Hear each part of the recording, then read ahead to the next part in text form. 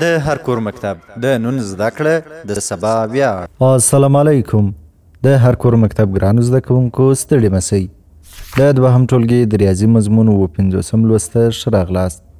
د نن ورځې د درس موضوع مو پر یوه باندې د یو عدد ویشل دي.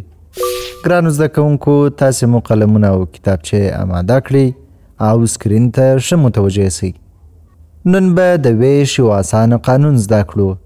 تاسې فکر وکړئ چې که موږ یو عدد پر یوه وویشو جواب به څه وي؟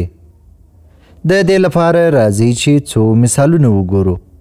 لومړی مثال 5 تقسیم پر 1. جواب یې 5 دی. که چیرې راسو په بل مثال کې 10 پر 1 تقسیم کړو نو جواب به یې 10 سي. راځئ چې 10 پر 1 تقسیم کړو.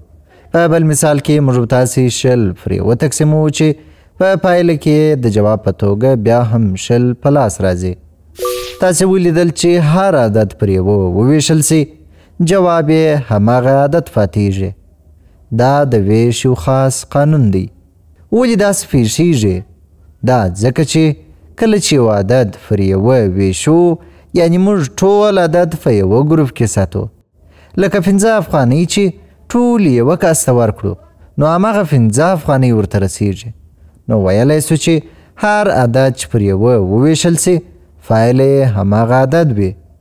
تاسې ګران زده کوونکي به دا پورته جمله په خپلو کتابچو کې در سره یاداشت او تکرار کړئ. دا و زموږ د نن ورځې درس. په راتلونکي درس کې به غیر معیاري واحدونه یعنې د پخوانیو وختونو د اوږدوالي او جګوالي د اندازه کولو په اړه زده کړه وکړو. په مخه مو ښه.